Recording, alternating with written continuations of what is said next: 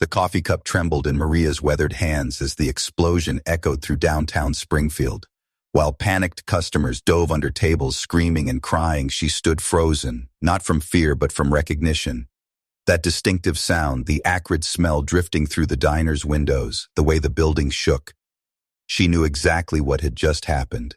23 years ago, Staff Sergeant Maria Rodriguez had defused bombs in Iraq.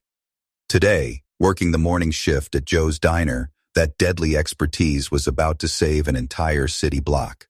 But first, she had to convince everyone that the quiet coffee-serving grandmother they thought they knew was actually one of the military's most decorated explosive ordnance disposal specialists.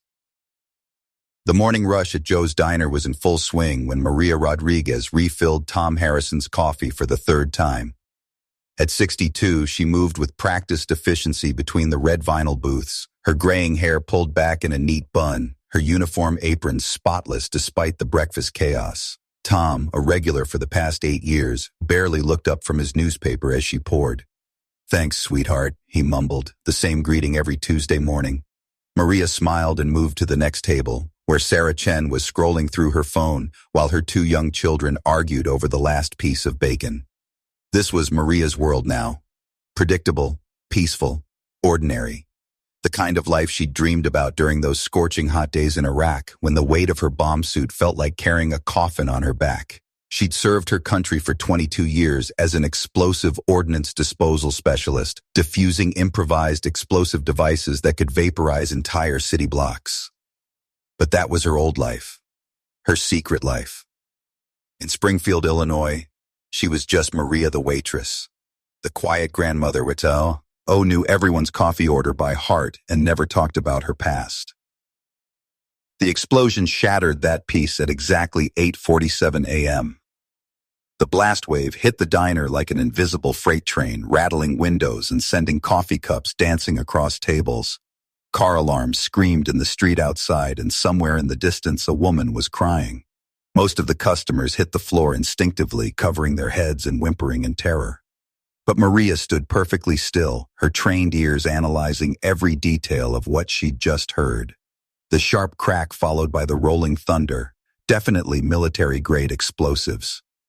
The pitch and duration suggested C4, maybe 10 to 15 pounds based on the acoustic signature. The slight delay between the initial blast and the secondary rumble indicated a building collapse, probably concrete and steel construction. Her mind cataloged these details automatically, muscle memory from 2 decades of analyzing bomb scenes in Baghdad, Fallujah, and Kandahar. Tom Harrison crawled out from under his table, his face pale with shock. "What the hell was that?" he gasped, looking to Maria for reassurance. But Maria wasn't looking at him anymore. Her eyes were fixed on the window, watching the thick black smoke billowing up from downtown Springfield just 4 blocks away. She could smell it now, the distinctive acrid stench of military explosives mixed with burning concrete and twisted metal.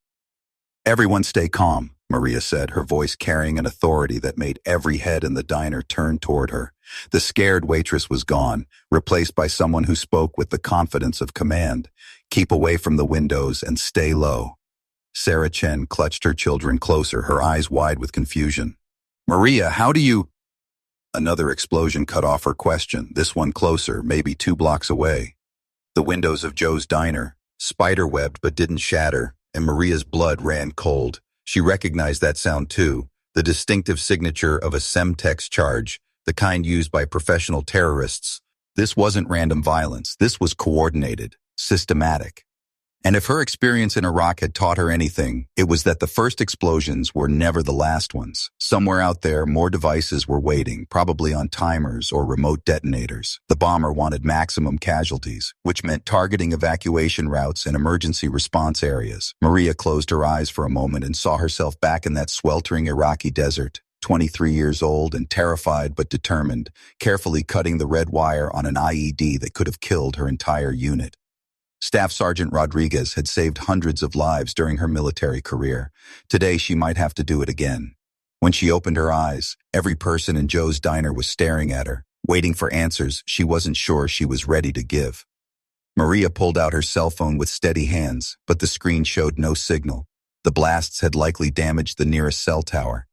She looked around the diner at the frightened faces of people she'd served coffee to for 8 years, people who knew nothing about the woman behind the apron. Tom Harrison was bleeding from a small cut on his forehead where he'd hit the table going down. Sarah Chen's youngest daughter was crying softly into her mother's shoulder. Old Pete Kowalski sat in his usual corner booth, clutching his chest and struggling to breathe. These weren't just customers anymore. They were potential casualties, and Maria had sworn an oath long ago to protect innocent lives.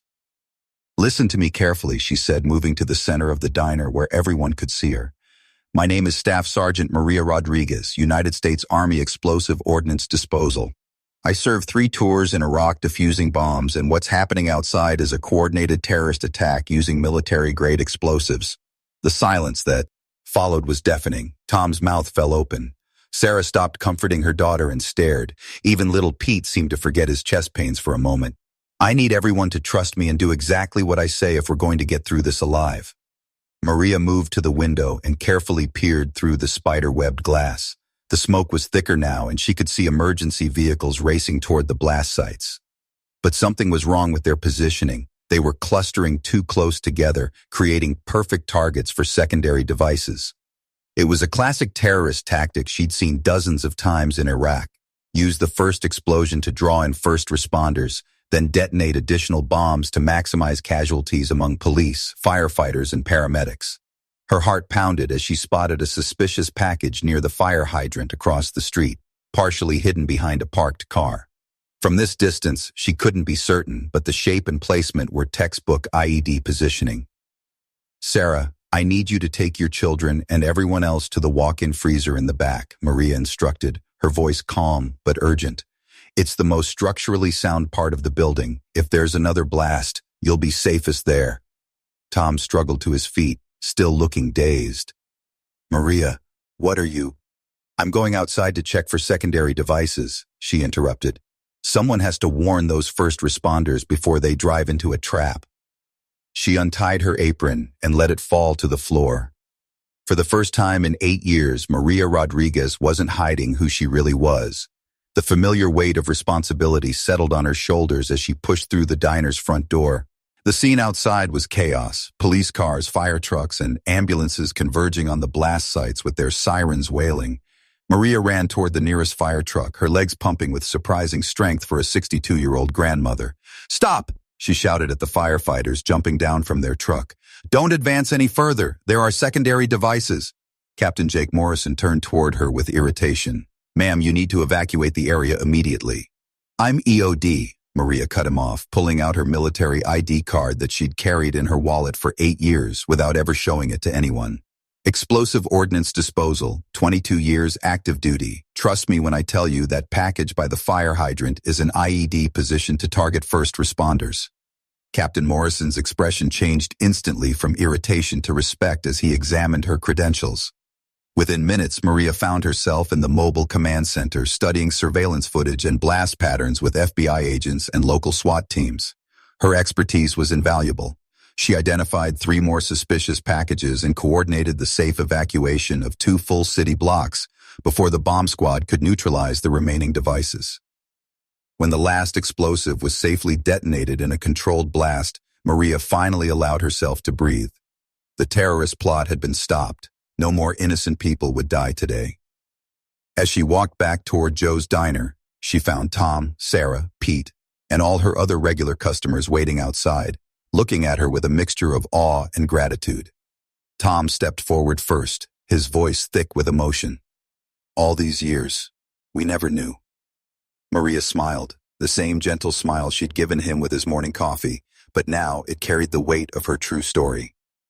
"I just wanted a quiet life," she said softly. "But some things are more important than quiet." The story of Maria Rodriguez spread quickly through Springfield and then across the nation. The humble diner waitress who'd secretly been one of the military's most decorated bomb disposal experts became a symbol of hidden heroes living among us. She received the Presidential Medal of Freedom 6 months later, but Maria was prouder of the fact that Joe's diner was packed every morning with people who wanted to thank her personally. She still served coffee with the same practiced efficiency, But now everyone knew the truth about the extraordinary woman behind the ordinary uniform. Her story reminds us that heroes don't always wear their medals on their sleeves. Sometimes they wear aprons, and sometimes they serve coffee while quietly carrying the skills and courage that can save entire cities. In a world that often feels divided, Maria Rodriguez proved that the greatest strength comes from ordinary people doing extraordinary things when their community needs them most. If this story of hidden heroism and military sacrifice touched your heart, please subscribe for more incredible tales of the brave men and women who served our country and continue to protect us in ways we never imagined. Their stories deserve to be told, and their service deserves to be honored.